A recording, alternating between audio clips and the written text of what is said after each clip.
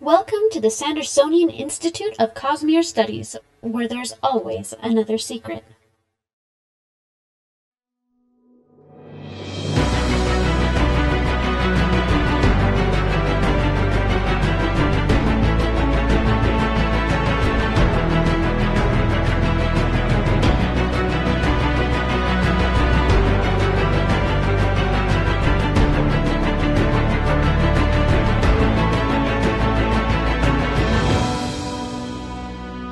Welcome back, Sixers, to another episode of the Sandersonian Institute of Cosmere Studies. This is episode 159. Today is April 8th, 2024. I'm Bill, and I'm joined, as always, by my Forsaken co-hosts, Amy and Jordan. Hello, hello. Forsaken from the Greek eclipsis, which is the word for eclipse, meaning a forsakening. Okay. Before we get started, we do want to remind our listeners that the Sandersonian Institute of Cosmere Studies is not a spoiler-free podcast. That means that if there's something in the Cosmere that you haven't read and you're worried about hearing about spoilers, you might want to go read those first, then come back here and join the discussion. It was delayed, but we are now back on schedule. Tonight, we are actually going to be doing our reread discussion of Words of Radiance. Brandon didn't announce any secret projects between then and now. Fortunately. Although he did and he didn't, because Dragonsteel Prime is now available on ebook and audiobook on the website. So right. I did forget about that. Well, I haven't read that one yet, so I'm going to say we don't do that one just yet. So we'll be fine. Give people time. But yeah. For our listeners who listen to the podcast recordings or watch the videos on YouTube after the fact, we do want to remind you it's possible for listeners to interact with us live via chat as we record each episode at www.youtube.com/Cosmere Studies. We record episodes of the Sandersonian Institute of Cosmere Studies every other Monday night, starting at 7:30 p.m. Pacific Time, 10:30 p.m. Eastern. So please join us and take an active part in the discussion. The show is made possible by the support of our listeners and patrons. It will, of course, continue to be free, but if you want to help us out, head over to patreon.com/Cosmere Studies. Even pledging $1 or $2 per episode really helps us out as we continue to work to improve the show. Patrons get immediate access to our Discord channel where you can talk about the show and the Cosmere with other listeners. It's an amazing community, lots of great people over there, and we have some fun discussions. You'll also get early access to bonus episodes, exclusive access to other bonus content, and other good stuff. All right. Well, how y'all doing? Jordan, I know you are traveling right now which is if things look a little bit different or if there's a little bit of technical difficulties, it's because I'm actually running the stream from my computer this time, which is not normally the case. Yeah. So I am currently in Dallas. That's where I grew up. That's where my family is. I'm here for the eclipse that just happened earlier today. Quite surreal, let me tell you. Jordan's life has changed. It is. We experienced. He won't tell me what superpowers he's I told you the superpowers. I am now somewhat bulletproof. But you won't test it, so I don't know that for certain. No, we can take my word on it. It's true. But no, it really was surreal. I wore the appropriate shirt for the occasion. My Sunlit Man shirt I got at Dragonsteel. And so very nice. Yeah, had fun. My family, they did a time-lapse photo. I've never been in a full solar eclipse before, so that was, quite the interesting 3 minutes because it's just like it really is like God turned on off the light switch for a little bit. Cause it's like, it's getting darker, and then totality.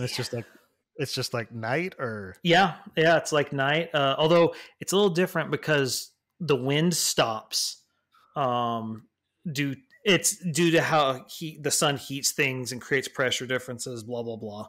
Okay. That is trippy. Yeah. So it gets a lot colder. Like it goes a full 15 degrees colder over the process of going down to totality. It was frankly very comfortable. And because it was 75 to start and it's like we're at 60. I'm like, ooh, this is nice.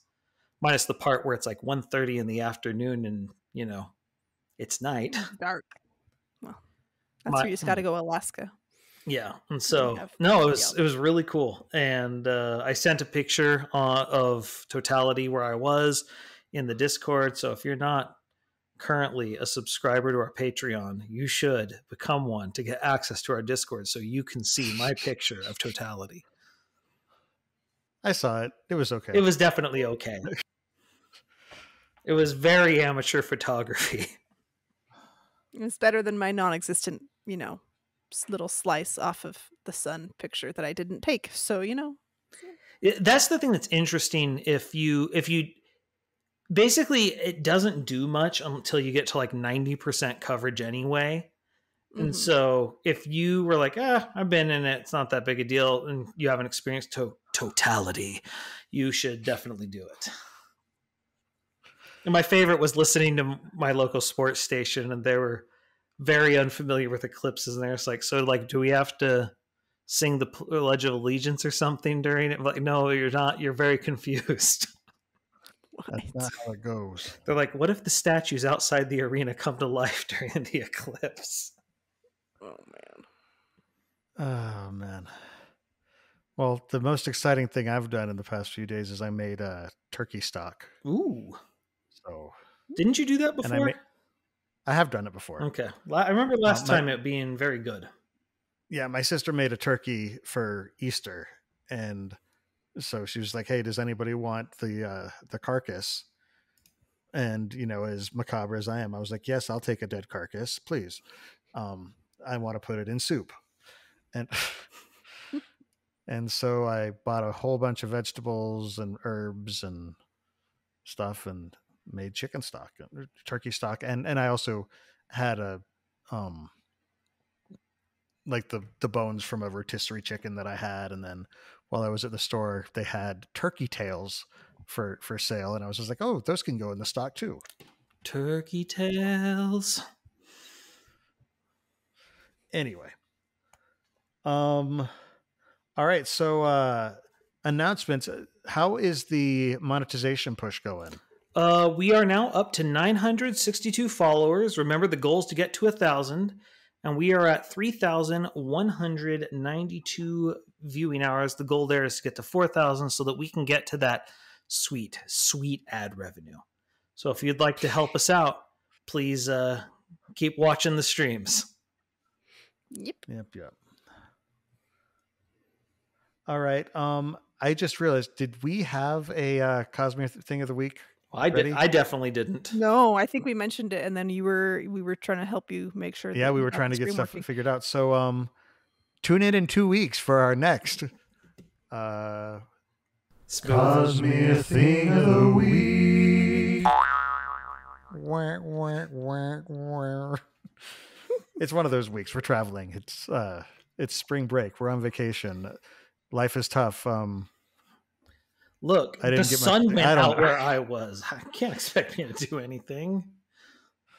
So we don't have a visual, but if you are on TikTok or if you have access to TikTok, you should go look up the user LEPOUDE, because they do really cute and fun. They're just doing Mistborn right now, but little animations, and they're really super cute. And they just have shot past us. Now they have 2,500 followers now from nothing, but they're super cute and fun. So if you're on TikTok, you should look them up. Cool. So, I don't know. Yeah, that's what we were planning on the whole time. Totally. Yes. Nailed it. All right. Well, on that note, let's move into Sanderson news. The first question I've got, did either of y'all notice that for some reason the video for the 2023 State of the Sanderson dropped again? Yeah, I didn't watch the whole thing, but I think it's the same video. I think it said it's corrected, or so there was something that they fixed, but I didn't watch the whole thing. Huh. So I think that's probably all it was, is that there was something that happened, and so they fixed it. Okay. I was just like, this happened 4 months ago or 3 months ago. Why are we 3.5? Yeah. What? This is weird. Yeah. So, but I'm pretty sure that's what it was. Well, cool. So in the most recent weekly update, Brandon was blinged out. Apparently, B Money's cousin B Swift has arrived, all glittery and golden, and not get golden, silvery, and really assaulting the eyes.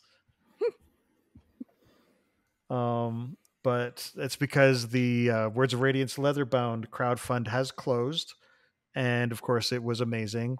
Apparently, BackerKit works a little different than Kickstarter, where there's an end date for the crowdfunding project, but anytime someone pledges to it, it extends the timer. Huh. And so it's supposed to end at a certain point, but you can prolong it by pledging. And so apparently this continued. Let me see. I checked with Steve from Read and Find Out because he had a record of it. It lasted 33 hours and 23 minutes past the deadline because people kept just dropping pledges at the last second. I think people were wanting to be the last pledge. But yeah. I mean, it'd be pretty cool to be the last pledge, wouldn't it? Yeah. But it's like, it's almost like reverse eBay because everyone gets it, but they're trying to snipe in, but instead of sweeping in at the end, it just shoots it even farther. Anyway, so yeah, that happened. Let's see. Wind and Truth 3.0 is at 100%, and Brandon is on vacation right now for spring break because he loves his children. Oh, I forgot. Sorry. Speaking of vacation, I forgot to mention something. Charlie Holmberg was on my flight to Dallas. That's right. You told me that. Yeah, I was just sitting there. I look up and I see someone with a very Charlie hairstyle and hair and clothes, and we blink at each other. We're like, "Hey, what are you doing here?" Same thing. And it was her birthday too. Was it? Oh, that because I told her happy birthday. Right. Yeah, I told you to tell her happy birthday for me. There you go. But yeah. So, but Brandon is on vacation, and then afterwards, he's doing a bunch of different things, including going to Hollywood for quote Hollywood stuff. No idea what that's about. I don't even care to speculate at this point. Because I really hope of all the things, I hope it's Legion. I would love that, but I'm also I'm in the very jaded mindset that right now I don't want anything to be adapted. And I know that's a very unpopular opinion. It's one of those, if we're going to adapt something, I'd like Legion first, because I think that's a good one to get your toe wet into. Well, Legion was written for that. Yeah. Like that's what Brandon had in mind when he wrote Legion. So I think it would be great as a procedural drama.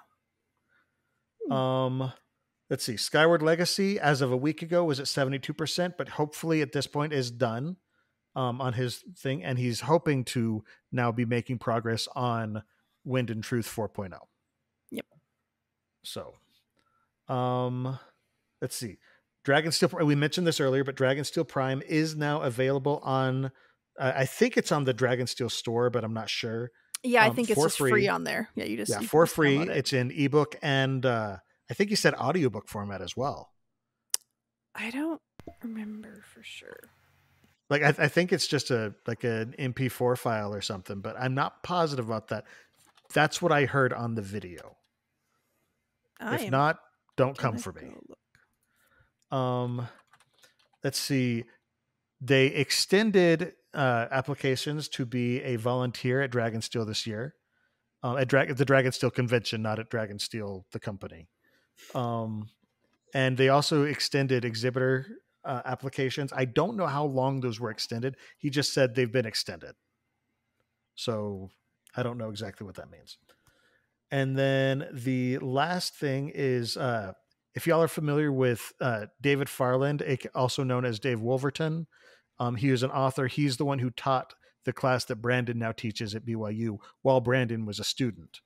And he passed away a few years ago.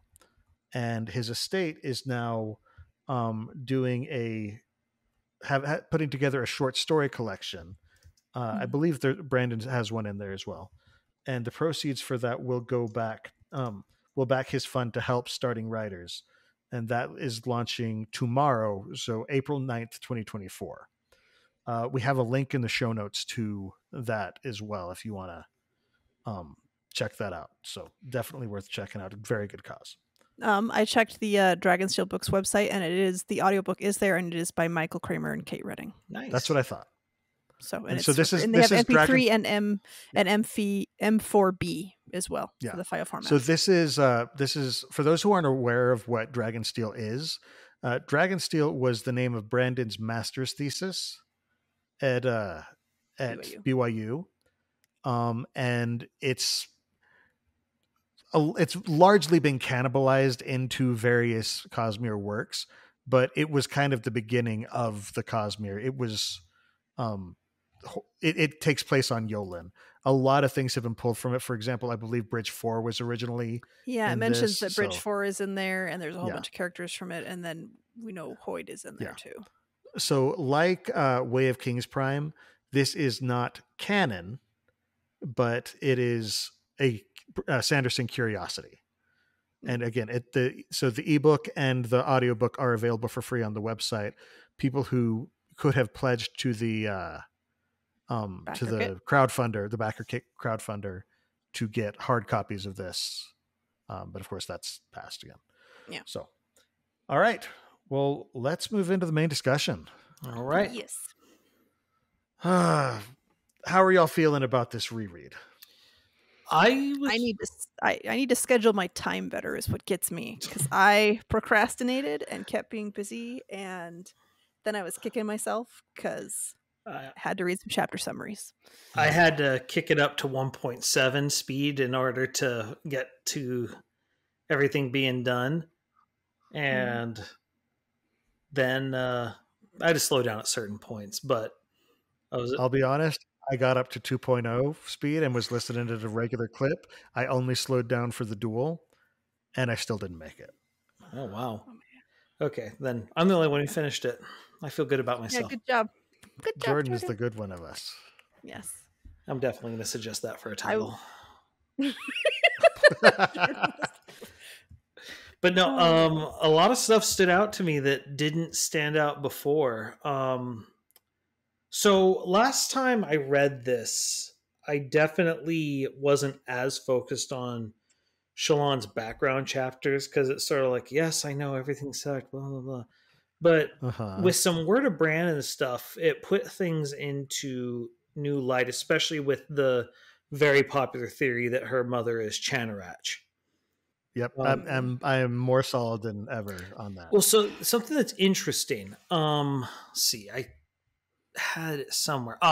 So when we meet, when Shallan meets Hoyd in her flashback chapter, he's telling her, like, keep trying to bring, light to the family, and then he says the line, off the thorns, don't let them stop you. Yeah. Go ahead. Well, and he says, like, the things you're fighting aren't entirely man-made or something like that. Yeah, if you could find the line, that'd be I will find the excellent. line. Don't you worry. Well, because then someone asked him in 2018, they said, this was Storm Lightning, you told someone that non-Balat likes to hurt things, like a supernatural tendency to hurt things. Brandon, it's more along the lines of he has suffered some ... enhancement of a psychological issue through supernatural effects.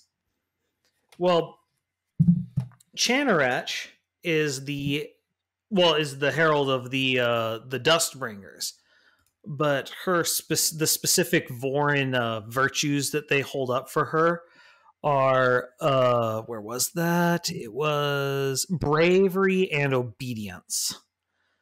And if you look at everyone in the family, like, the father's taking obedience to the wrong angle.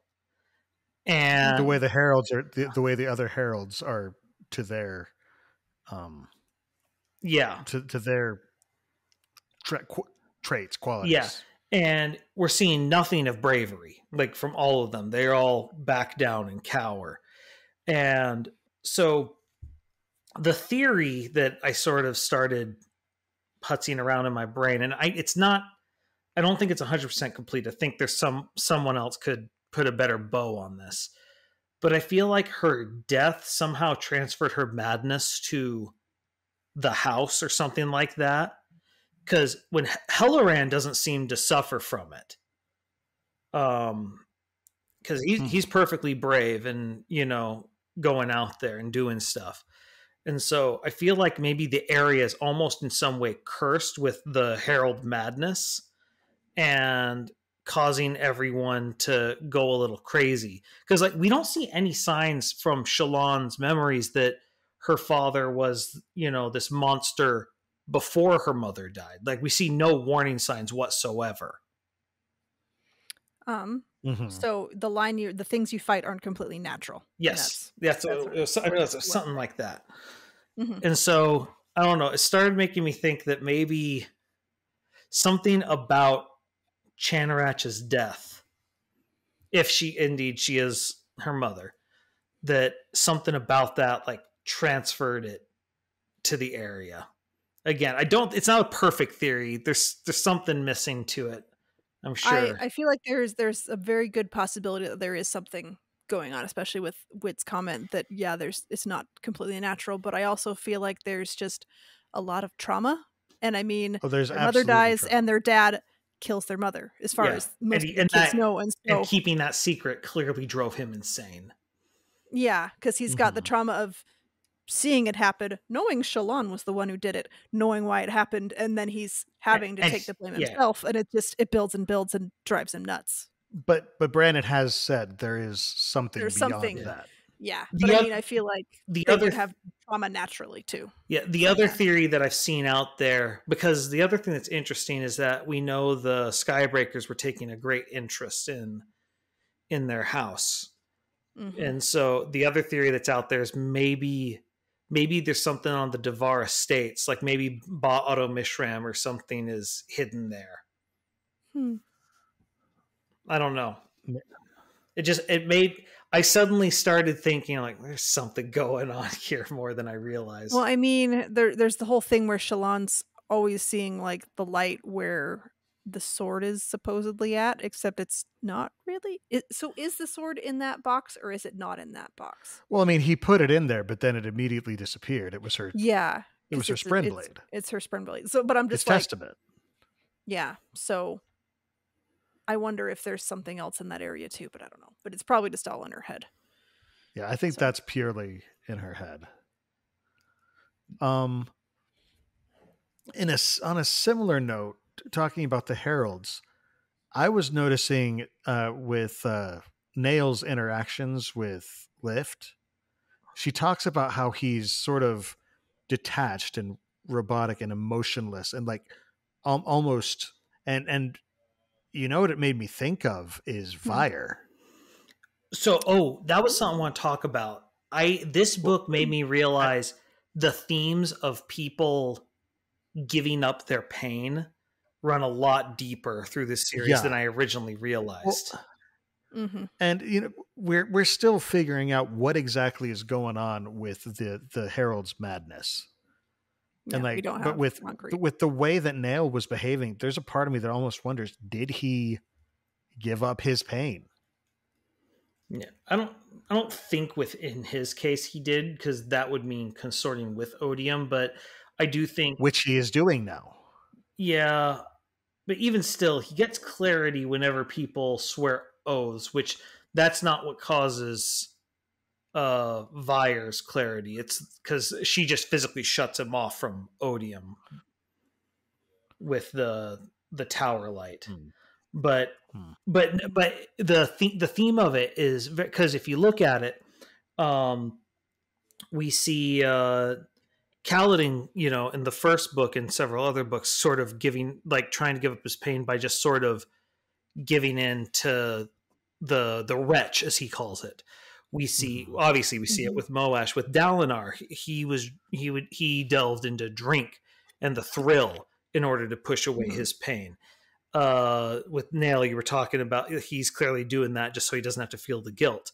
Shallan, she completely disassociates. That's not what I was saying. Yeah, but I think it's more. There's a whole theme running through. You see a bunch of characters doing things to sort of separate themselves from their pain, and there's this whole theme of people reattach, like accepting the pain, but not that they deserve it. To quote Hoyd, and you see the good characters they do accept the pain, whereas Moash is, nah, not me. I don't deserve this. I'm not taking it, because it hurts. I don't like it. I don't want it. Nope, not doing it. So just taking responsibility and yeah. Well, and not because like there's a lot of these things. You're not responsible for the pain, like because you're dealing with the emotion and accepting the emotion. Yeah. You're not always accepting the situation. Yeah, because that's the whole thing that's interesting with the Moash Kaladin dynamic. This book, because Moash doesn't hide the fact that he wants revenge for what happened to his grandparents. Yeah, and that's the difference between him and Kaladin. Like even when Kaladin was going along with the plan, Kaladin was doing it because it's like, okay, this is, we do have to do this. And so even then he was still acting on a principle, whereas for Moash, no, this is revenge pure and simple, because I'm not going to be able to get, justice any other way. And so it just sort of shows how even like in this universe, the whole thing is still like, you got to be willing to move past the pain and become a better person. Whereas from Moash, he has no desire to be a better person. He just wants his revenge. Yeah. And it's interesting because with Moash, because he's sitting here like despising the Light Eyes and going, oh, they're terrible. I hate them. You can't trust them. I can't trust them. But then here he is wanting to wield the sword, wanting to have shard plate, do all these things that are typically Light Eyes things. So he's kind of dichotomous that way, that he's hates them, but he wants to be like them. And I don't know if it's because he wants the power or if he dislikes what they have, or if he's just that kind of person who's he's sort of he's not the person who, like Kaladin, who says it shouldn't matter that we're Dark Eyes, that type of thing. It's he wants to, he has suffered, so now he wants others to suffer. He wants to get even with reality. Yeah, he wants to make it so that he gets to be in the Light Eyes position and push the Light Eyes into the Dark Eyes position, instead of just making it so that there is not that level of what he is. Punishment. He's pre-Vin Kelsier. Yeah, where Kelsier wanted to just murder all the Light Eyes and be done, or Light Eyes, all the nobles and be done with it. Well, I mean, he's pre-Syl Kaladin. Yeah. Just with a higher murder streak than Kaladin. Kaladin tends to turn his hatred inward, whereas Moash turns it outward. He's who Kaladin might have been were it not for Syl. Yeah. Well, I mean, by the time we get to Rhythm of War, he almost gives up his pain the same way Moash does. But again, the difference, Kaladin was going to try and end it as opposed to give himself over. Showing just even Kaladin at his lowest depths, even he still has more integrity than Moash. But I think and I mean, do we know who raised Moash after his grandparents died, or was he just old enough that he? I think he sort of just went and working the caravans. Yeah, because he got back from a caravan thing when he found out they had died. Yeah, he was away when they when they were imprisoned. Yeah, and they were already dead by 2 months when he got back. So I loved also seeing, just kind of getting reminded of the weird dichotomy that Dalinar and Kaladin have in this book.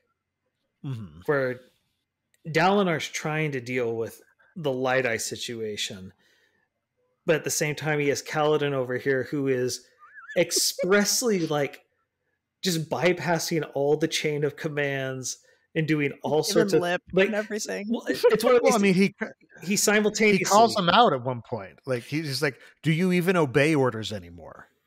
Yeah. Well, and I just love because Kaladin's simultaneously doing really good things that help out a ton and screwing things up in a way that is causing problems. And it's like, You're lucky you're so helpful over here because you are driving me nuts over here. Yeah. There is so much squirm by proxy that you feel after the duel. You know, like where you've got that super high, and Adolin's issued his challenge, and then Kaladin's like, and for my boon, you're just like, oh no. And it's just you just sort of cringe because, like, for me, I'm like, oh no, this is awkward. He doesn't understand the social situation he's in, and he's behaving very confidently in the exact wrong way. Yeah, well, and it goes to the carriage conversation between Kaladin, Shallan, and Adolin, where Kaladin's listening to Shallan's plan and the history of Sadeas doing this boon thing with Gavilar, and he's like, but this is just a game. Like, this, why does this matter? It's just a game. And finally, Adolin treats him very seriously, which, you know, up to this point was not very something they did a lot of. But just he's like, you know what? You're right. It is a game, but it's a game with the rules that he's agreed to play. Yep. And that makes Kaladin just go, okay. But Kaladin still doesn't really get what the game is. Yep. Yeah, that you're not allowed to be a player in this part socially because you're who you are. Well, and that's the thing. That's the one word that he misses, because Shallan is talking about the story and how sometimes the king will grant a light eyes a boon. Yeah. That said, every time I read that scene, it's still just as good. What, the duel? The duel. Oh, it's amazing.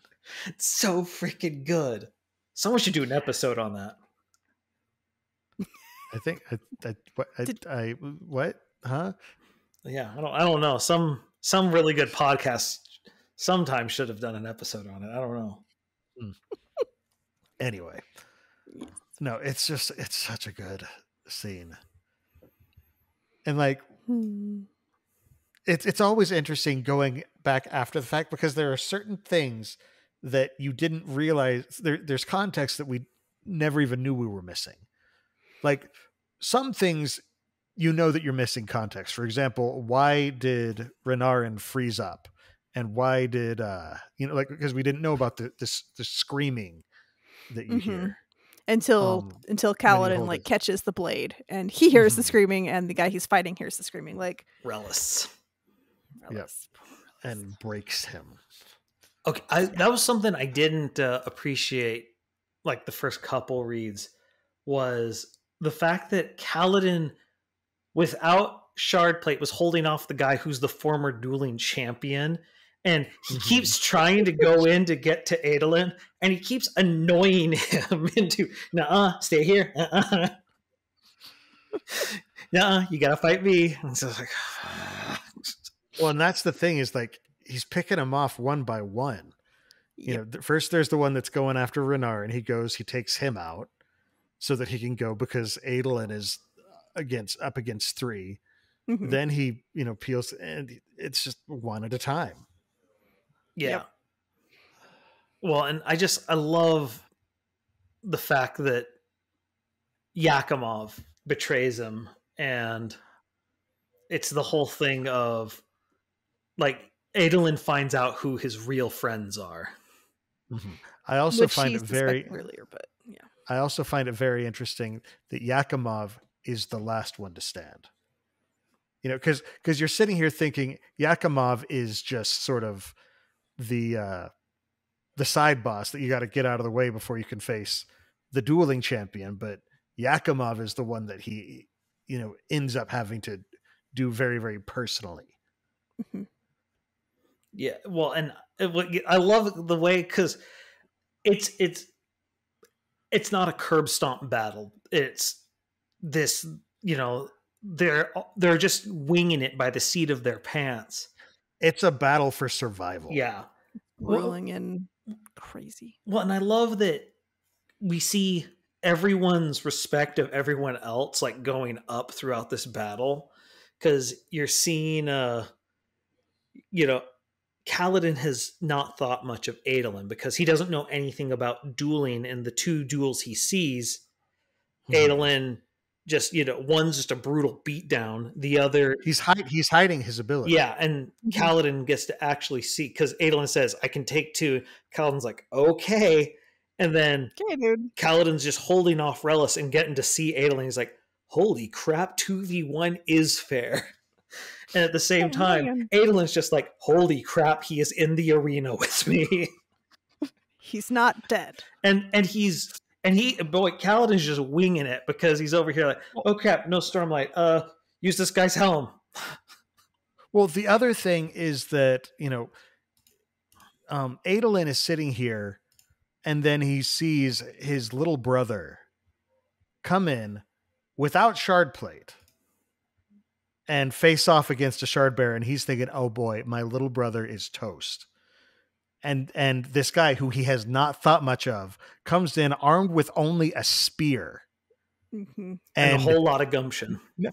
And not only sticks up for his little brother, but wins.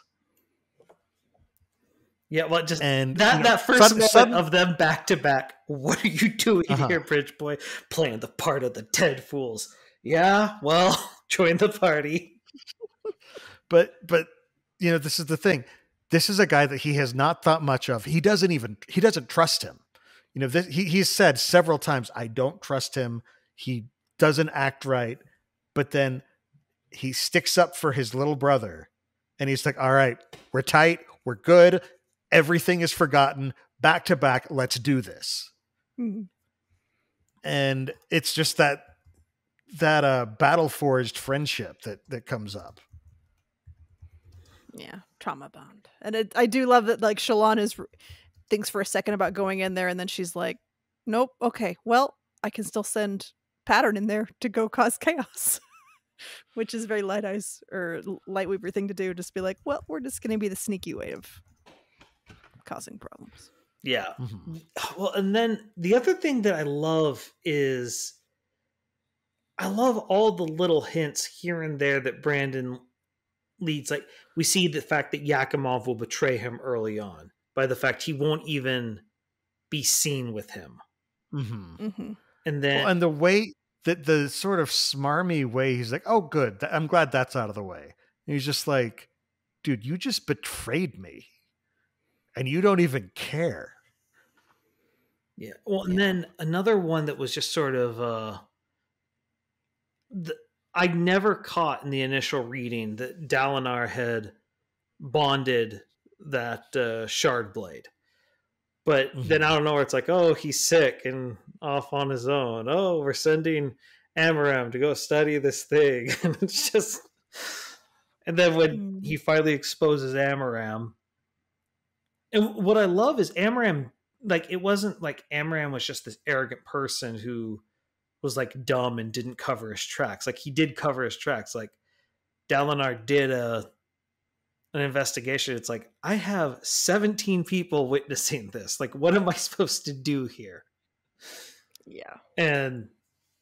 But then he's like, so he doesn't catch him on that. So instead, he catches him on something else. And I love that Adolin was someone who believed Kaladin on all that, because he's just like, "Look, my dad is the best person I know, and he has got a lot of red in his ledger.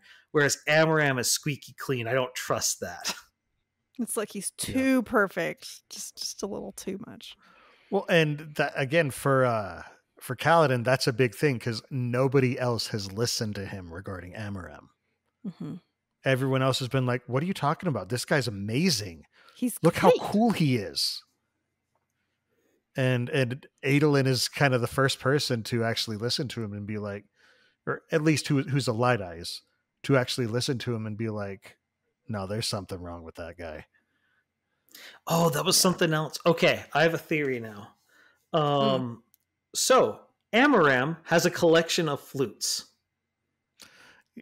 I remember you being fascinated with this during our first read. So when it got brought up again, there was a line when Shallan is hiding inside the boulder after her second meeting with Mraize, I believe, where she's listening to Mraize, and Mraize is clearly talking to someone, so you're getting only one side of the conversation. And he says, what? No, he's in that supposed city, listening to his music. Let him think he plays in world affairs. And my first thought with that was Hoyd, because Hoyd is who we associate with music. But then I remembered something. The black orb that Gavilar has, that he gives to Zeth and then Zeth hides. The void light. Well, I think it was anti-void light. Yes. Yeah. So, why would someone like Amaram have a collection of flutes? Then I remembered he's a son of honor. What if he was sort of trying to figure out how to create the anti-void light that Gavilar had, and is trying to do it with flutes, which produce very static tones and sounds, but he doesn't have the Artifabrian chops that Navani has. And it's like, because I'm just sitting there like, why does he have a collection of flutes? That's a weird thing. He also doesn't have the listener or the singer perspective. Yeah. Yeah. He's working with an incomplete picture. And so that's sort of as I was looking, I'm like, I wonder if he was trying to figure out how to make anti-void light. That makes sense. I mean, so that's what I'm trying to remember. And we technically don't have this because I think this comes from the prequel, but because the Sons of Honor created the anti-void light sphere that we first see, right? I believe so. Yeah. So I think so. do we know, Amaram may already know how or have access to that information, or it might just be something that Gavilar has only to himself. But do we know that? Do we know exactly how they found it? I don't think we do. Think so. No. Okay. But the thing is, Gavilar was so secretive. I could totally see Gavilar maybe having with his Artifabrians cracked the code, but him not having shared it. Because he's very power hungry and kept things close to the chest. So he doesn't trust anyone but himself and pays the price. Yep. Not and that we're glad for it. Yeah, we are. You need to go away. He's a terrible person. Well, that was another thing that I didn't catch the first time, where when Shallan comes back with the news with Yasna's death, although but and finally she opens up to Dallin, not Shallan, but Navani opens up to him and starts, actually mourning. It's like, I've never had to, I know you had to go through this with, but this is the first time for me. And suddenly it occurs to him, but you lost my brother. Oh, I thought things were a little rocky, but bit more than I thought. Yeah, because it gives you, like, with each of those prologues, you get a whole new perspective on that one day. And hers opened a lot of, I got a lot from her prologue chapter.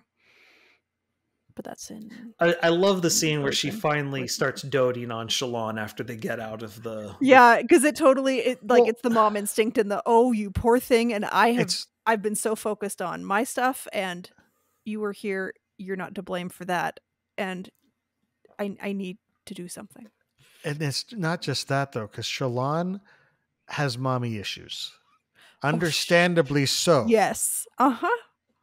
And because Shallan hasn't had a mom for a long time, and B, the reason Shallan hasn't had a mom for a long time is because she killed her, and C, the reason she killed her is because the mom tried to kill her.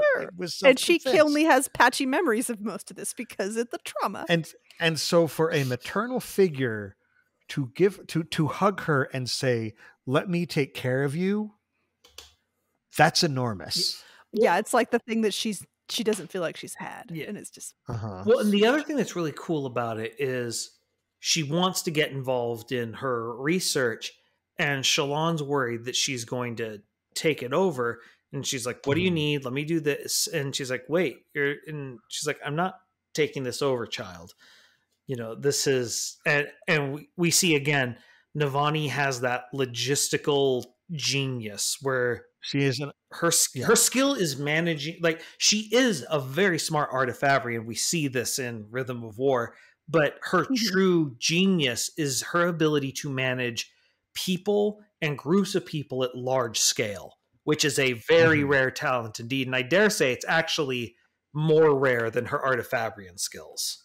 Yeah, she's a facilitator like no other. Yep. Like, her and Doxson would be a great group to have a conversation, complaining about the people they have working over them that they have to solve the problems for. Yep. Now that'd be a fun pair to draft for your team. Get them working together. Put in some Ghost Bloods, and you've got like planning up the wazoo, and I guess some from Taravangian stuff. And oh man, I mean, Doxson is kind of a proto Ghost Blood. Kind of. Yeah. I mean, okay, well, he worked for Thaddecar, so yeah, that's what I mean. So all right, well, we are we should take a break. Okay. So, we will just see the rest of y'all on the other side. And we're back. All right, guys. So Amy had to step away for a sec, but Jordan and I can try and be entertaining without her. It'll be difficult, though.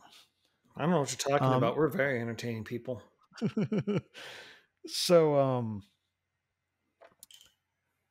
let's talk a little bit about Kaladin and what he's going through this book, because he's having some crises, some internal struggles, as it were.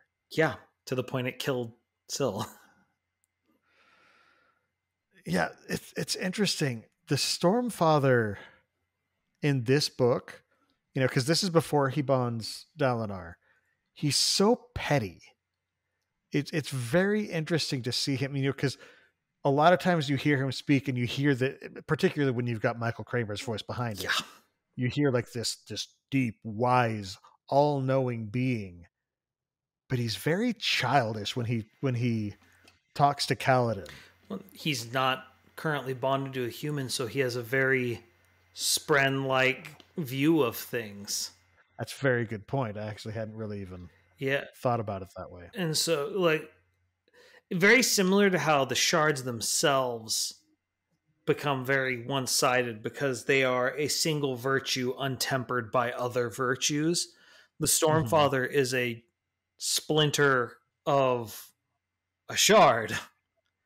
And so he's, he's basically King Honor Spren. And he's like, oh, humans have no honor. You will always break your promises. And we even see this with Syl, where she's like, it's always wrong to kill people. Well, what about the parchment I killed? Well, that's different. Why is it different? I don't know. It just is. Well, and like she always gets uncomfortable when he starts asking about it, like to the point where she's just like, oh, like she just sort of keeps trying to push it aside, and Jordan just my dad's chair just fell down for no reason. You're doing great. This is not the best chair. I'm not going to lie. Everything's fine. I think he's had this chair since like 1999. I wish he'd upgrade to something that had some neck support. It's a party chair. It is. I never know when it's going to let me down. But no, just Kaladin's struggle is interesting. And you kind of can see, Syl is the angel on his shoulder and Moash is the devil on the other shoulder. And Syl's just like, stay good, Kaladin. And Moash says, no, we want it. I'm going to take you down the path that rocks. Airsick Lowlander. Different rocks. Oh, sorry.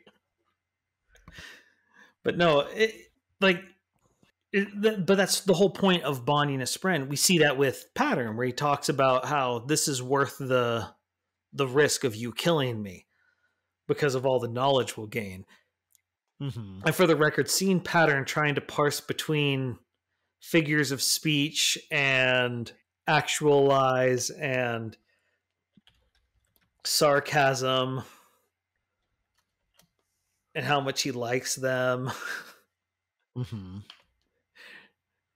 then when she catches him in a lie, he's like, figure of speech. Figure of speech. No. Pattern is just such an interesting character shift. Like, I think that's one of the reasons that, like, because I know that you're not a fan of Shallan in book 1. Correct. And while a big part of the change that which you have mentioned before is that she behaves more like Yesta, who you are a big fan of. I think it's also because she has Pattern to bounce off of. Well, and she's not bouncing off of a superior. She's bouncing off of someone who is an equal. They're both scholars trying to figure out how this world works. They're both scholars, but they're also both way out of their depth. Mm-hmm. Yeah. And so they're just sort of working together, trying to make sure they don't mess anything up. Yeah. Well, and I think the other thing is just like one of the last lessons, yes, and I give Shallan is the whole thing about the perception of power being more important than actual power. And we see Shallan in a bad situation say, all right, well, let's try it. And she does, and she finds, holy crap, this is kind of working. And what was it? It's the way Yesna said it, something like the perception of power is more important than actual power, something like even in oneself. And so I don't know, I really like that line for Shallan, especially who grew up in this incredibly sheltered and difficult home life. She is a light eyes. She's had a lot of the training, most light-eyed women should have, but she's never actually, tried to exercise authority and be in charge and stuff like this. And so seeing her sort of stumble through it is, I don't know, I really like Shallan in this book, just her trying to find out how to make all this work and taking lessons from disparate people. Like she's pulling lessons from Tin even after she murders her. And yeah, I think there's a line where she says, I think she's first getting to the camps, and it's something about how she's like, well, Yasna would have said this and Tin would have said this, and while I mean I did kill Tin, I can still respect this advice from Tin. Well, and it's like I think Tin's more correct here, which is a heck of a thing to say, but it's Shallan has good instincts there. Well, and it's interesting because she has those kind of debates between Tin and Yasna, and those images she has of those two people kind of are what mold Veil and Radiant. Yeah. Because Radiant is her behaving like Yasna, and Veil is her behaving like Tin. I mean, I never made that connection. I like that. And she's even wearing some of Tin's clothing when she's being exactly. Veil too. I never made that connection. I really like that. We know that Veil has been around longer than that, but this is where they both kind of start to actually manifest and come to life. Well, and something else I really liked about I didn't catch it the first, or maybe I did catch it and I just didn't remember it. But when we have the whole boots scene, and she's like, I'm going to strangle that woman. And I just thought to myself, you will kill her in the end. And then later on, when the boots thing comes up, I'm going to strangle Tin. I guess I did kill her for this. I already did that. So, okay, moving on. Yeah, it's interesting that Tin isn't an official part of the Ghostbloods. Like she's just sort of a contractor. Yeah, she's trying to get in. Yeah. Well, when you're in an illegal organization, having people that you can operate through that don't lead back to you are kind of a valuable resource. Well, I mean, like in The Lost Metal, we see that the Ghostbloods, even on Scadrial, operate in cells. Yeah. Because that's the smart way to do it, because then you have less loose ends to worry about if something happens. That is something that struck me as a very solid difference upon this reading between the Ghostbloods on Scadrial and the Ghostbloods on Roshar. Kelsier pointedly says, no, Marassi can leave. To which I forget the name of the masked Eatil? There's Iatil. Eatil and her brother Dilatil is the one Oh. on Scadrial, I think. I think you're right. And Yeah. anyway, he's like, we should go kill her. She knows where our base is. And Kelsey was like, no, that's not what we do. No, you're not going to kill her. Yeah, which echoes back to Mistborn 1 after Clubs walks away and whatever the army guy's like, he knows where we are. It's like, that's not what we do. Meanwhile, the Ghostbloods on Roshar, as soon as kill her like 3 times. Yeah, they want to know. They don't trust her. And then the other Well, I mean, they kill her coachman. Yeah. Like they're big on closing up loose ends and not trusting people. And it's one of those things where you see what's the difference of the ones that are actually run by Kelsier and those who are run by Kelsier and Proxy. It's like, ooh, one's a lot more cutthroat, and that's saying something when the good side is Kelsier. When Kelsier is the moral compass of the group. That's you don't want Kelsier as true north on moral compass. Yeah. But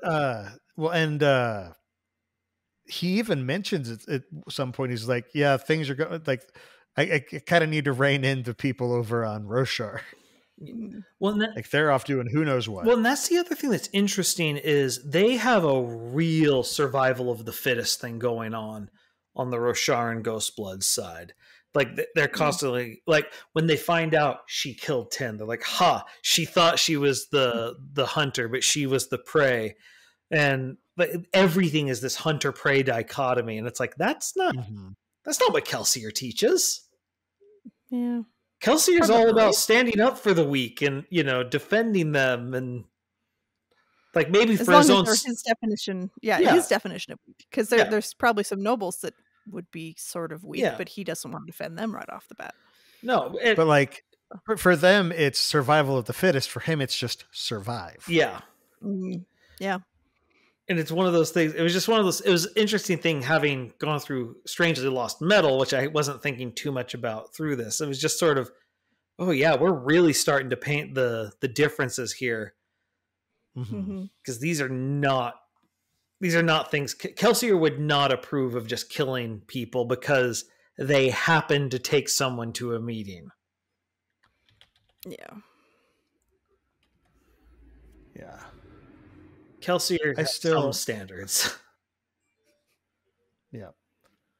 No, I also just love Mraize's collection. Yeah, I know. I was better at picking stuff up. I was like, oh, I know what that is, and that is, and that is, and that is. There was something in it. I'm trying to remember what it was, where I was like, ooh, what is that? Which one? I'm trying to remember what it was. There was one thing that I wasn't sure on. Was it the bone? The bone white tree thing? No, I can't remember. Yeah, because that's Fane from the. Yeah, I can't remember what it was. Yolen. Oh, sorry, my brain, because we went there, my brain went somewhere else. I had forgotten the Xanthid is what rescued Shallan. I had forgotten that too. Oh yeah, which makes me have a lot of questions as to what's going on with the Xanthid. I kind of think of it as dolphins. Really, really smart, big dolphins. Big dolphins. But big dolphins. For me, it's the fact that it follows their ship specifically. That feels too random to not be...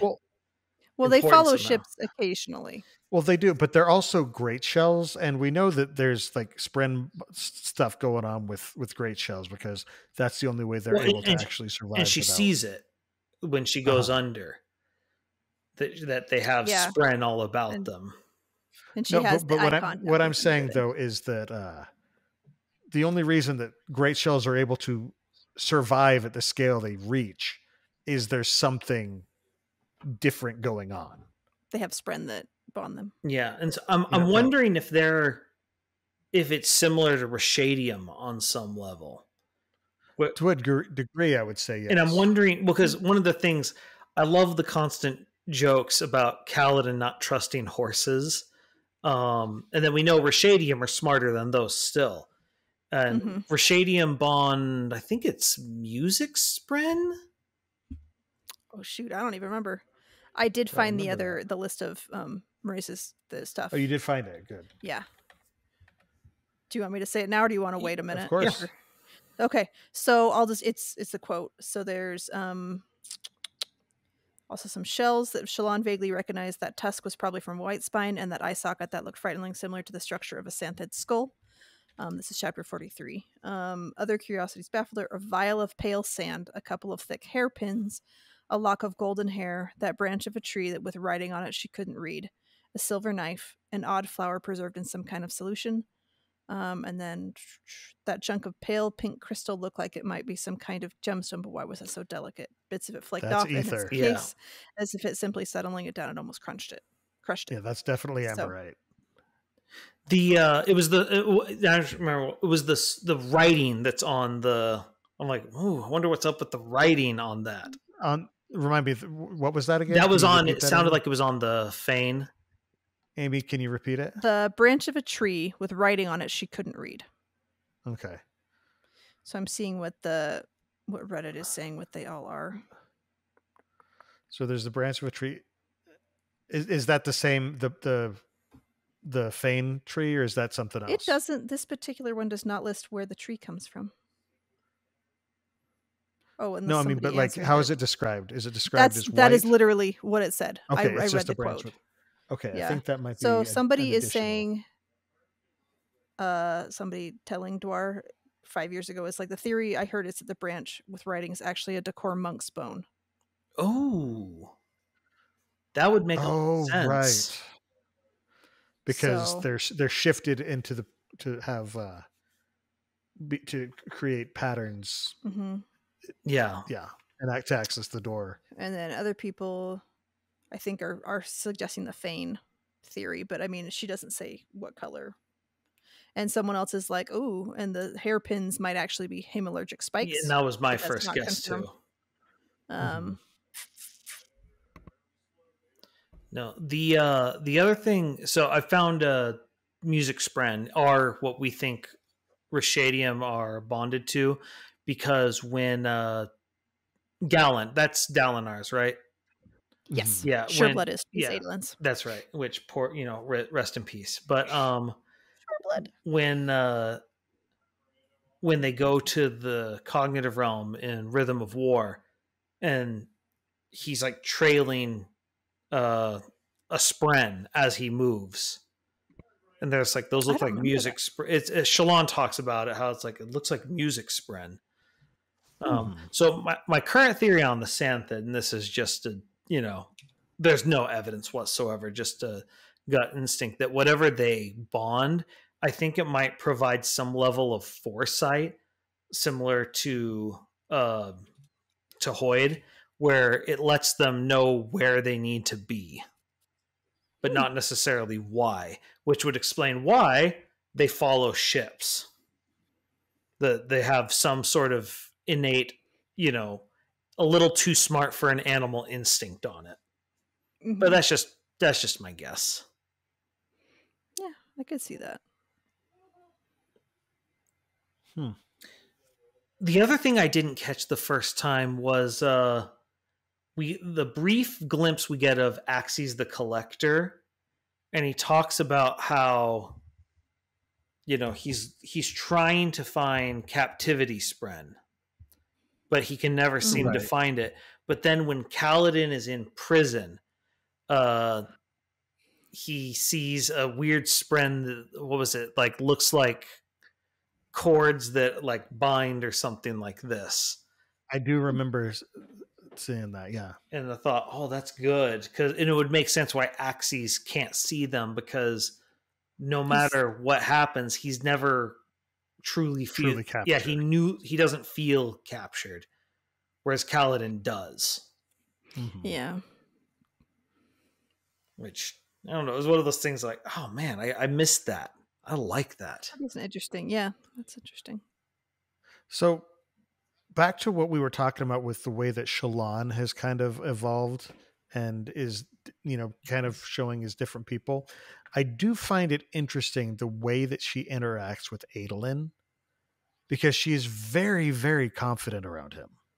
I mean, like, yes, she has her internal, mush going on, but she still behaves very, she doesn't babble. She doesn't, do the she's stereotypical comfortable girly with things. She's comfortable with him. Mm-hmm.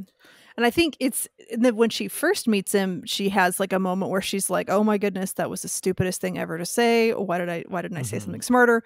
But then I think she gets comfortable, or she's just so focused on missions that she's not as stressed about the relationship, and so she just it's just does but like that. the way she interacts with Yesna, she's flustered the whole time. With Navani, she's flustered. Everyone but Adolin. With Adolin, she is charmed. She's utterly charmed. But and she's saying things that she, in the moment, she's like, "Oh no, why'd I say that?" Like the whole, "How do you poop?" Like, and she's like, "You idiot! Why did you say that?" That's the conversation that I'm actually thinking of, because she says it, and yes, there's a little bit of, "You idiot! Why did you say that?" But she doesn't shy away from it. Well, because he then pauses. Wait, what? He responds, and she just keeps pressing the question rather than saying, "Why did I say that?" "Oh, never mind. Whatever. Just move on." She just moves forward with it. Well, what's interesting about that in specific that I loved was Adolin falls into this rote retelling of a story that he's done with girl after girl. All the girls. Yeah. And to the point where when she asks it, he keeps going for a little bit before his brain finally catches up to, wait, what did she actually ask? Which I think we've all been there. And she's dying inside that she just asked this, because internally she's like, this is a man who has been regaled by some of the most well-refined women in the world. Like, I have to be acting up to their level. But what she doesn't understand is the thing Adolin craves more than anything is he craves uniqueness, and not just uniqueness, not just uniqueness, but genuine. Yes, genuine uniqueness. Like, well, it's not even just genuine uniqueness, just genuine interaction. Because every other woman that he deals with, she is not interested in Adolin. She's interested in the prince of the high prince. The prince of the guy who's number 4 in line to the crown. Exactly. Or even the dueler. They don't see Adolin though. Like they see these different roles that he fills rather than him. Yeah, they see. They don't see they see the shard plate, not the man inside. And this is where Ten's training actually is really good, because her whole goal is to not be seen as like reliant upon the Kholins. And her, especially initially, her sort of being a little aloof around him and not being so fawning at the start, but it really intrigues him, because he's used to girls falling all over him, because not only is he like this ideal of manly man, he's also got the Fabio hair, and like, when he practices in shard play, it's like whipping around like it's a freaking, Vidal Sassoon commercial. And I don't think his hair is quite as long as you're painting it to be. I'm definitely painting it longer, but I really like this idea of going to like, maybe he's born with it, or maybe it's Maybelline commercial. Maybe it's Adolin. Maybe it's Adolin. It's Adolin. Oh man, I do remember there was a conversation that they had pretty early on where she compliments his hair, and she's like, "Oh my goodness, that's a stupid compliment," to herself, and he's like, "Oh well, people haven't ever complimented my hair because it was always a bad thing," and she's like, "Yeah, same with me," and it's like, boop, instant connection that it's like, oh, we had the shared experience of both feeling weird about that. And yeah. And it's not just the shared experience of we both felt weird about it. That was one of the first things that stood out to them in a positive way. They're like, I like it. It's great. But it's not a matter of, it's not just a matter of they don't, like, it would have been cool if they had just not disliked each other's hair, but they loved each other's hair. They didn't just accept the flaws. They enjoyed the quote flaws. They were positives to each other. And that's what makes Shallan # not like other girls. Yeah. But they're only the second best couple in the book. Sabario and Paloma I would watch a sitcom of those two. I loved the scene where she first meets Pelona and she's like talking to her, and Sabariel's just around the corner and he's making commentary here and there, and she's like, "Is he seriously like, just right there? Is he just waiting outside Fine. making just let him sulk." And they're doing nothing but just cutting each other down. And it's like, oh, Stormview woman, you're going to drain me of everything. I'm not going to marry you. They're just, and even though she's a dark eye, like, and that has no standing whatsoever, he doesn't care because it pisses everyone else off. Well, I love that, when everyone rides out to battle, they're just sitting there with their little umbrellas and just it's time for a party. It's one of my favorite line readings by Michael Kramer in existence, because it's in that scene when they're sitting there and Dalinar realizes they have some of like his store, and he's like, "Sorry about your stores, Dalinar. We saw the wind taking them to certain doom." And it's just this great line read. And she doesn't say anything. She just quietly turns the page of her book. No, they are magnificent. They are super fun. I love them. And it's another thing it's one of the things that's really cool that Brandon does with this is he gives us so many different viewpoints. And because of that, we get multiple views of these characters. Like the first time we heard about him, I think was Dalinar's point of view. And he was just like, Sabariel's an oaf and a layabout. Yeah, and then we get Yesna's sort of, version, and from the notes, he's like, and Shallan's like, "Oh, okay, they're not." But then Shallan, who isn't really predisposed to think anything about them, she's just like, "I'm just trying to figure stuff out."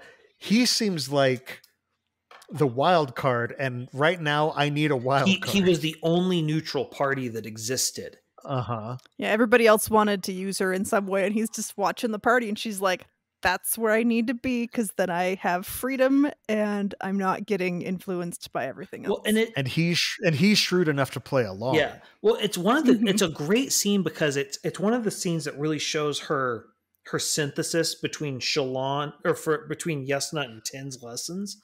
Is she shows up and she's like referencing in her mind, Yesna said this, Yesna said this, Yesna said this. And she's going through and she's like, wait, Yesna said that. That's clearly not the case right now. And she does what the Shallan thing or the Yesna thing, where it's oh my goodness, my information's wrong. I have to reconsider this. And just pure fact finding. But then she does the Tin thing and says, what's the thing that keeps me most in control of my own situation so I don't get tied down? And she actually synthesizes those two lessons and puts them together. And the great thing I love about it is it's actually exactly what Yesna kind of told her to do at the start, because Yesna said, I was hoping we'd be of the same order, but that's far too convenient for the universe. So you're kind of going to have to figure some of this out on your own. And she doesn't try to solve it the Eltscaller way. She does solve it the Lightweaver way. Yep. So it's one of those things that I definitely didn't appreciate it as much the first or even second read through.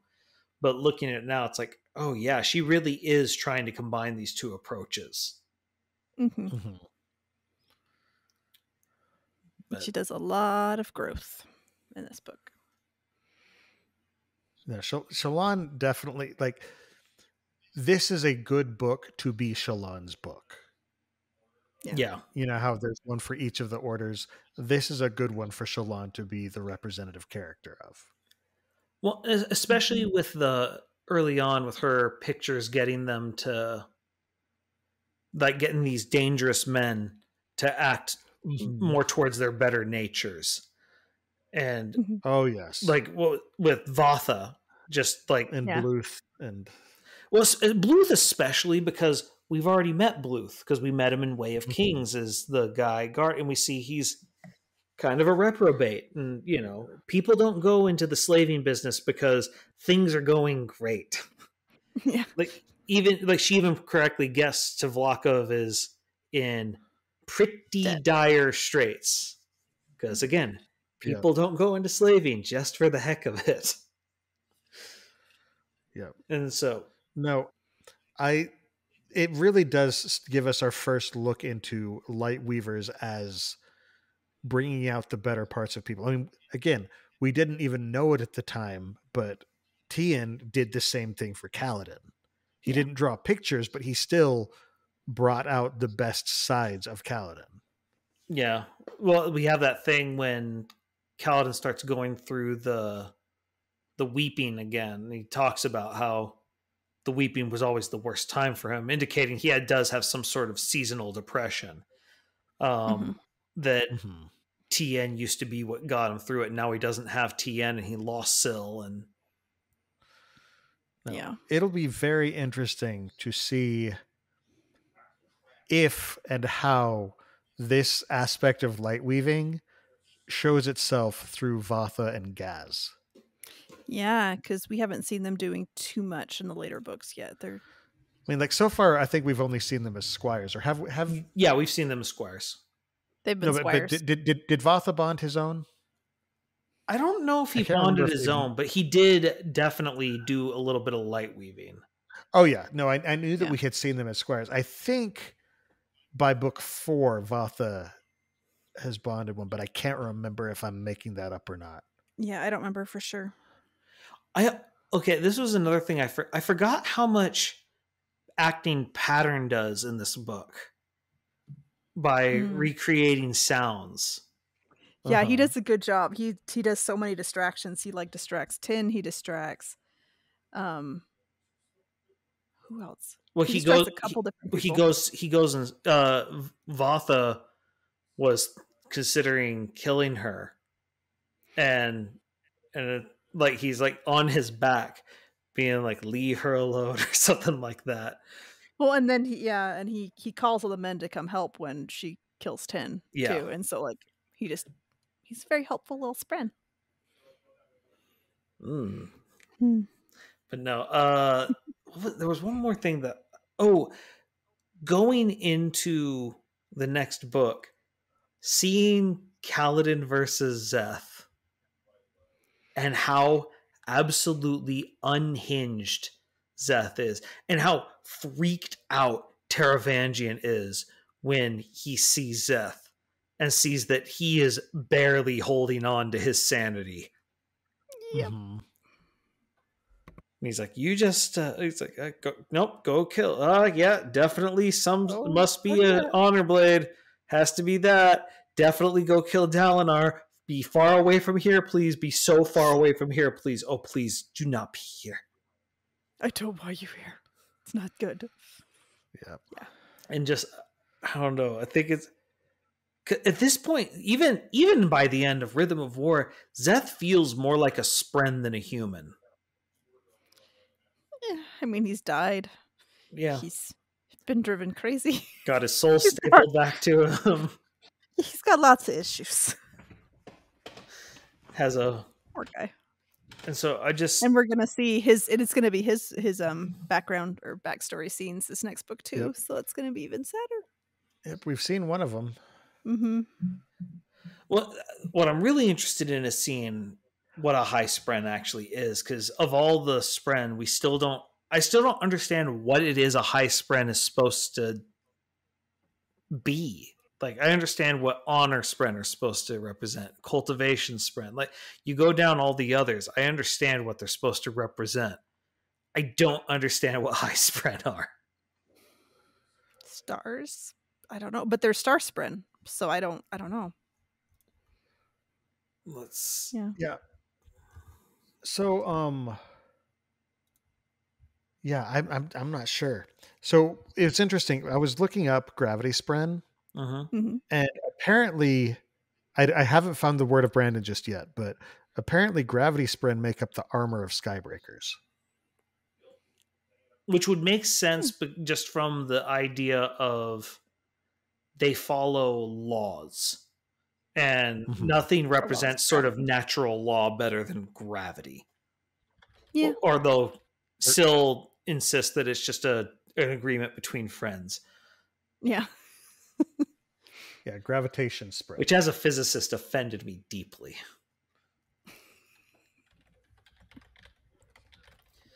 But yeah, I don't know. And so I'm very interested to see what that does, because right. I mean, we've seen him interact more with Nightblood, which I sort of get desensitized to it just because at this point, Nightblood has been a thing involved in the Stormlight Archive for a very long time now.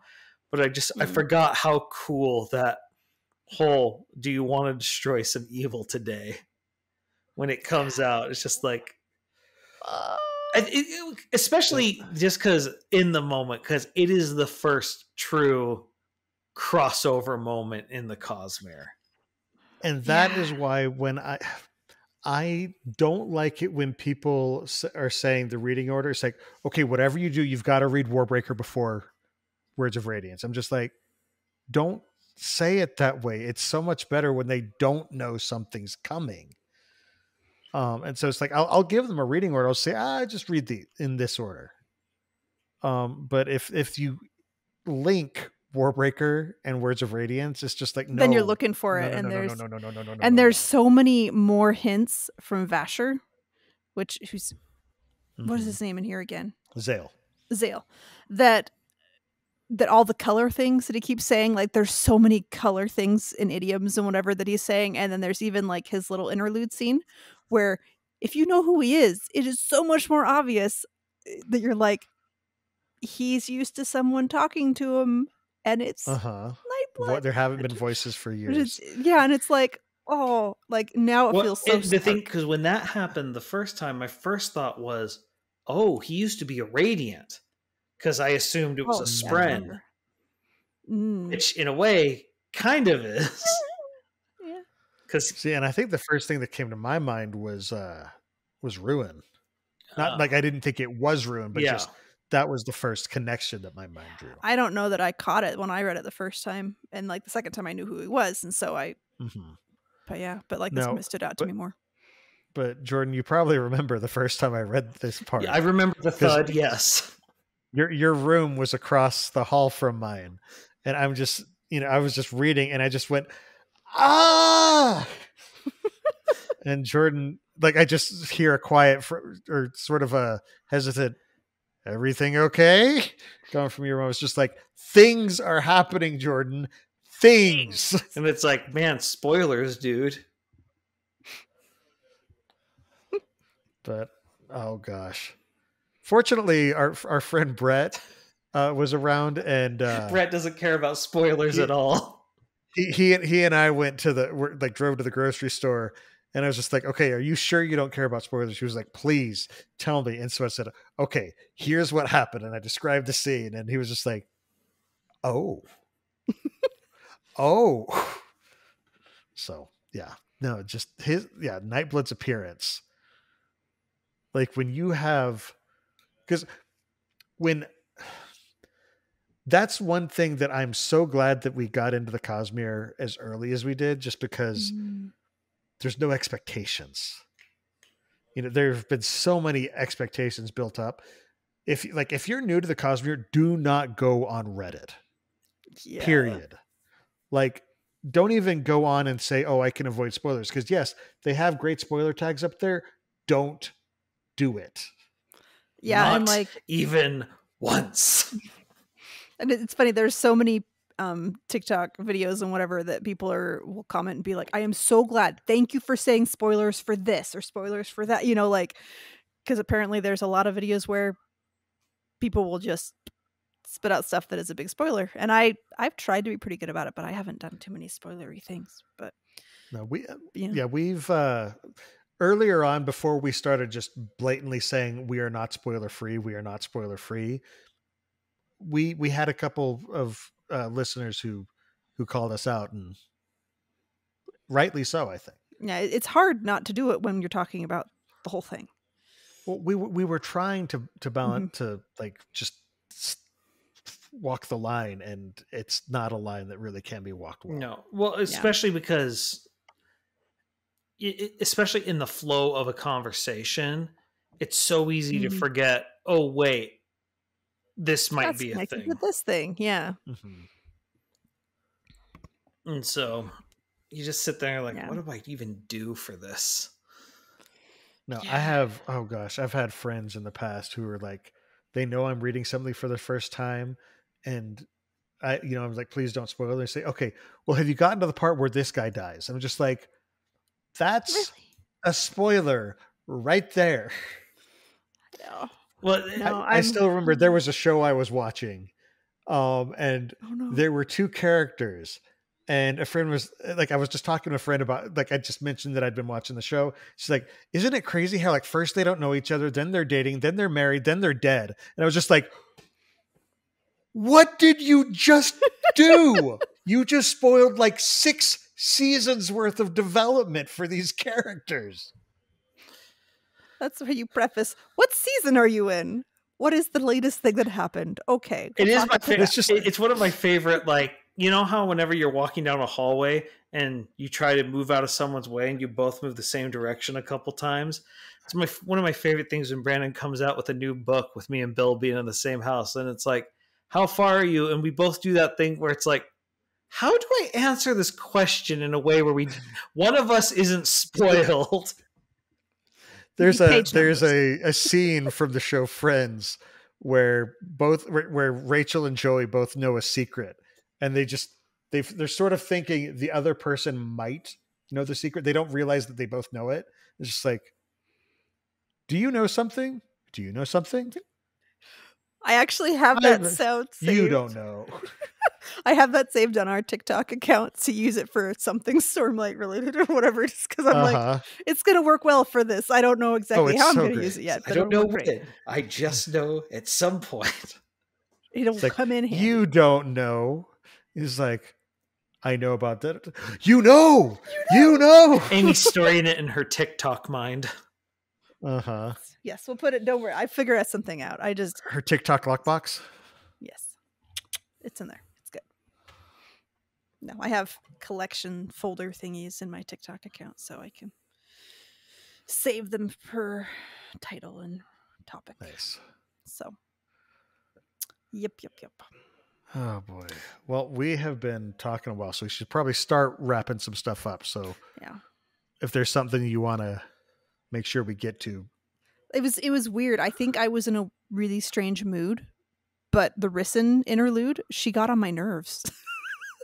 And I love Rissyn, but this read through, she felt really irritating to me. I was like, woman, you're being stupid. Pick up the hints. And I'm like, then afterwards I was like, no, I totally wouldn't have picked up the hints if it was me, but I don't know why. She just bugged me. Wait, which hints? Oh, just like how her Babs is faking that he's sick, and that she's going up there and she's treating them like they're idiots and that they're they're savages and all this other stuff, and it's like, lady, there's all these hints that they're not. You need to not. But the biggest thing is they put her in a situation where she thinks like they're gonna go broke. Yeah, and so she's desperate. She's already desperate. And so she's going too far because she thinks they're so desperate. And it's like, oh. Yeah. So the thing that really frustrated me about that scene, and it's not fair to the scene at all, but we know the king is going to become a Dustbringer. And so I'm sitting there, I'm like, ooh, okay, I'm going to be looking really hard for all the self-mastery hints with this. And then we get it. I'm like, well, that wasn't anything. Where's all my branded, like, little cookie crumbs? I don't see them. There's no crumbs. They're all Rissyn crumbs, not any king crumbs. King crumbs. King crumbs. I don't know. And then she falls off the island. Yeah. Oh. Yeah. That's not happening. I don't know what it is, but I always love, like, whenever it comes up, I love the wandering island concept. It's one that, when done right, is so cool to me. It's great shells all the way down. Very true, though. It's a very true statement. Mm-hmm. Oh, I forgot about the interlude with Lahan, the crappy Ardent, with the one who's working for Asudan. Yeah. Where you it's mean the feasting is going on, and she like he has like the lazy slovenly one, and he's like teaching the new one, and he's like, just don't be so uptight, don't be so uptight, it'll be fine, it'll be fine. And then she takes something that he says, and she's like, oh, okay, I need to fix it. And so then she like goes and gets herself killed, and she knew what she was doing. That was no Oh, accident. right. Because she's sorry. For a second, I thought you were talking about Ardent Greg. This is a different. Yeah, no. Okay. Although we did see a reference to Ardent, not Ardent Greg, but the two ones who were measuring stuff. Because we have that moment where Navani's doing her experiment, and Rushu's like, "Have you seen this? Like, he was in the other room. That's interesting. What are the implications?" And Navani's like, "Focus, focus, focus." We're doing this right now. This, honey, we're doing this. I love Rushu like, so much. Yeah. Rushu's awesome. No, I love Rushu. She's scatterbrained and just has no cares for male attention, and yet she's still getting male attention. Well, I love that line. She's like, she's not supposed to get male attention, but that doesn't stop all the male Ardents from wanting to work with her. And she's just either oblivious or just does not care. And I love that Navani doesn't know. Yep. Which it is. No, man. No, I love Rushu. But yeah. But yeah, the whole scene with Lahan just being a crappy priest, being like, it's just don't rock the boat. And then he's like, look at all this waste. If you stick around here, maybe you could do something about it. But if you get reassigned somewhere else, it's still gonna get wasted. Yeah, it's still gonna get wasted. And then she's like, all right, I'm gonna write a treatise on how the queen's following the example of the 10 fools. Okay, I asked you to chill, and then you said, how about no chill at all? I'm going to go flip it the other way. No chill. Yeah. All right. Well, we should start wrapping up. Indeed. So we do love hearing from our listeners, so please keep sending in questions. You can ask us about the Cosmere. You can drop us your ideas for topics that you'd like us to discuss during the show. And while you're at it, we would absolutely love to hear your feedback, how you think we're doing, any interesting theories that you might have about what's going on in the Cosmere as well. And you can send all questions and suggestions in a brief, concise email to cosmerestudies@gmail.com, and we could read it as part of the show, hopefully, if it is something that we could turn into an episode even. You can also reach us at the Sandersonian Institute of Cosmere Studies, P.O. Box 970063, Orem, Utah 84097. Now, we do have our own personal projects outside of the show, so Amy, why don't you let us know what you're up to lately? So my Facebook is Coincidence Cosplay and Props. My Twitter is @CoincidenceCosp because my name is too long. My Instagram is @coincidence_cosplay, and my TikTok is @coincidence_cosplay, and my website is still not been updated past what it's been at, and it's www.coincidencecosplay.com. I have been posting a little bit more, but I'm still not really good back in the groove yet. But I am pretty close to done with my Mud Trooper, and hoping to do a bunch of different troops and things. May the 4th is coming up in a little bit, and so that's a big day for trooping. Otherwise, I'm just trying to catch up on stuff, and being a silly Jawa is usually what I end up putting up posts about, because it's really easy to do that. I don't have to do my makeup or anything. I just throw on the robe and go, and it's always great. Yeah, I got to meet Chris Barnett. I think that's his name, but he's the voice of C-3PO, and he was the more recent C-3PO, as well as Zero, and who's like the one episode of Mandalorian, the droid who tries to kill Grogu. I didn't realize they had a new C-3PO. Yeah, the other guy, so Anthony, whatever his name is. Anthony Daniels? Yeah, he's retired and all that. Okay. I don't blame him, because that suit sounds incredibly uncomfortable to be in. Oh, absolutely. Anyway, but yeah, it was never comfortable, and he's getting much older. Oh yeah, like I think he sold his stuff even too. Anyway, but yeah, so I got to steal his pens from his signing table and ran off as a Jawa. It was really fun. So Utini. Yep. Utini. Jordan, how about you? I can be found at Twitch or kick.tv/splice stream, rhymes with ice cream. I am I'm not going to be back until Saturday, which we're going to be doing more of the me playing Fire Emblem Awakening, which I am enjoying far more than I ever could have anticipated. But we'll be back with Video Game 20 questions at the end of the week. Actually, if you have suggestions for Video Game 20 questions, I now have a form you can fill out. I don't have an easy link to it, so just go to my Twitch and just type !submit Q, and I'll get a better link for it later. Okay. As for me, I have another podcast with my friend Dylan. We talk about board games. The show is called The Innkeeper's Table, and we post new episodes every other Friday.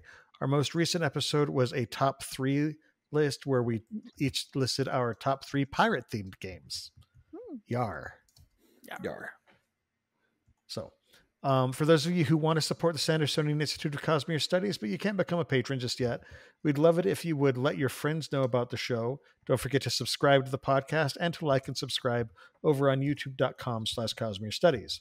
And if you want to toss us a good review wherever you listen to us, we'd love that. If you want to, we'd love it if you would comment your thoughts in the comment section of the YouTube channel as well. Just let us know. And also you can head over to store.streamelements.com/Cosmere Studies and buy our merch.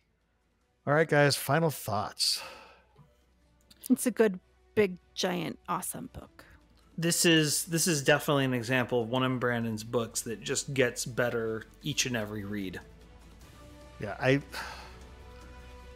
I bounce back and forth. This might still be my favorite of the Stormlight books, but Oathbringer just has some amazing moments, so it's hard to pick, but it's one of those two. So I love this book. Okay.